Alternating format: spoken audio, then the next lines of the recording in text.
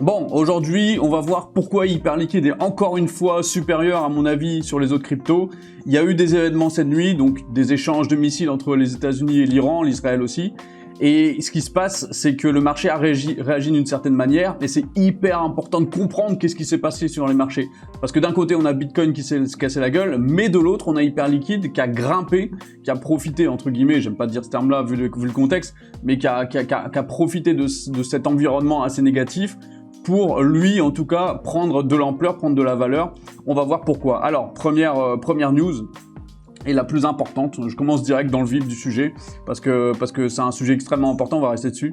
Les traders de crypto-monnaies ont afflué vers la plateforme d'échange Hyperliquid pour se couvrir contre les fluctuations des matières premières suite à l'éclatement du conflit entre les États-Unis et l'Iran, Israël et l'Iran, c'est exactement ce que je disais.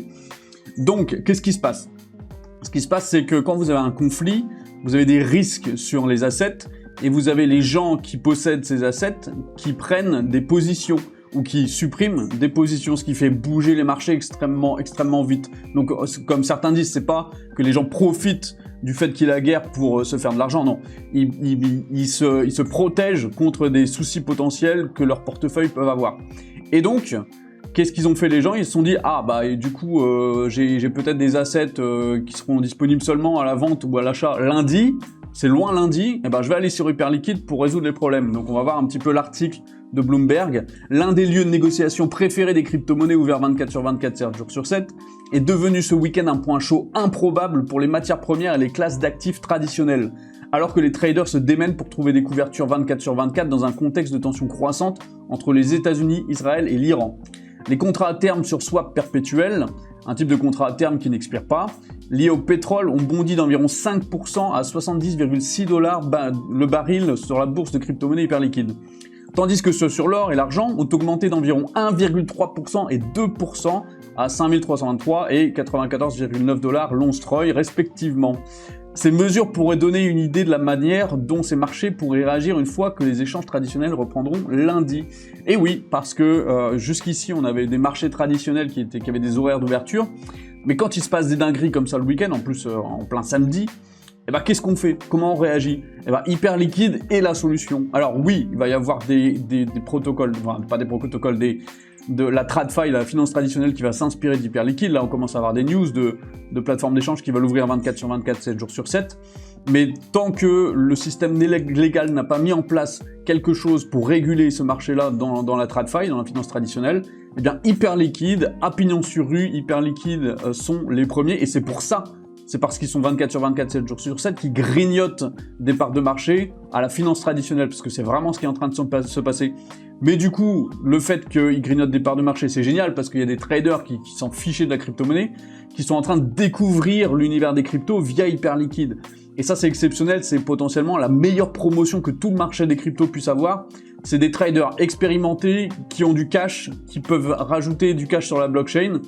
Et le token Hyperliquid, on va le voir ici, le token Hyperliquid a clairement profité de cette histoire-là. Donc on voit ici la chute monumentale qu'il y a eu, qui est passée de 27 à 26 $. Mais très vite, les gens se sont dit, attends, là on a un afflux de liquidité sur Hyperliquid qui est colossal, pourquoi on vend? Donc les gars ils se sont dit, allez on achète, et pouf, ça a acheté en masse, voilà. Donc, d'ailleurs, j'ai des bêtises, ça c'est le 26, ah non, ça c'est le 28, pardon, ouais c'est ça, c'est le 28, samedi 28 à 8h, le matin, le prix était pas ouf, et là, pouf, le prix a explosé, parce que les gens se sont dit, ok, bah en fait, Hyperliquid, c'est du sérieux, même Bloomberg en parle, même Bloomberg fait un article, ce tweet-là a été vu par 300 000 personnes, juste un tweet, c'est vraiment monstrueux. Donc, Hyperliquid n'est pas à ignorer, Hyperliquid a clairement quelque chose à jouer.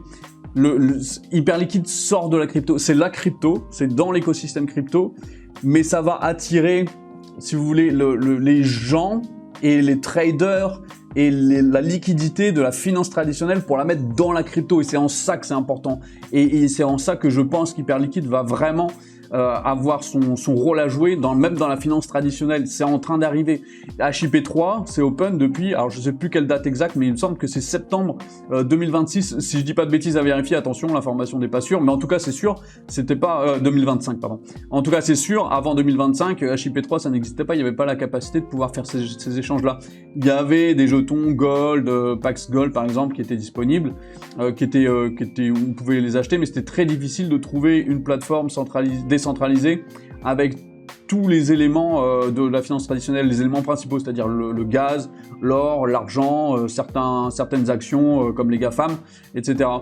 Ça, c'était très difficile d'avoir une seule place avant dans laquelle faire du trading avec de la liquidité, avec des order books qui ont de la liquidité, c'est-à-dire des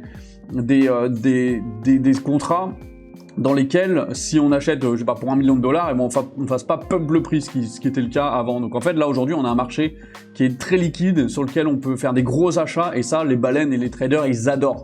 Ils adorent vraiment. On va voir un petit peu, on va comparer ça, tiens, on va comparer à Solana. Alors, Sol, il est où Sol? Il est ici. Voilà, alors, qu'est-ce qu'il a fait Solana dans la nuit? Dans la nuit, il s'est cassé la binette. Et après, il est remonté, mais timidement. Hein. La remontée, alors c'est le marché qui a remonté, c'est le marché global qui a remonté, mais clairement, Hyperliquid a sorti l'épingle de son jeu, parce que là, c'était le point haut il y a 2 jours, et là, c'est le point haut d'aujourd'hui qui est beaucoup plus haut. Si on regarde Solana, ici, le point haut, eh ben, il est pas plus haut qu'il y a 2 jours, en fait. Il est même plus bas qu'il y a 4 ou 5 jours. Donc, voilà, tout ça pour vous dire que, selon moi, c'est Hyperliquid qui va tirer son épingle du jeu. Hyperliquid a tanké la baisse de ces dernières semaines d'une manière extraordinaire. Vous voyez, il est passé, donc, certes, de 58 à $20, donc il a divisé par 2, un peu plus que 2, mais si on regarde Solana, ces dernières semaines, c'est pas la même, quoi. Il est passé de 300 à 86, donc c'est plus que divisé par 3. Donc, Hyperliquid tank malgré un marché baissier, malgré un écosystème crypto en feu. Donc, je pense que Hyperliquid a clairement quelque chose à jouer dans les mois qui viennent. Voilà. C'était tout pour aujourd'hui. J'espère en tout cas que le conflit va se régler et qu'il n'y aura pas d'autres exactions, que tout va bien se passer. Et c'était juste une vidéo sur l'analyse sur la crypto. Il n'y avait pas du tout d'analyse du conflit de quoi que ce soit. J'aborde la chose de manière très froide, très neutre. J'ai mes opinions, etc. Mais ça, je les garde pour moi. En tout cas, n'oubliez pas de vous abonner en espérant que demain, on ait des choses extrêmement intéressantes à étudier aussi. Et à bientôt. Ciao, ciao.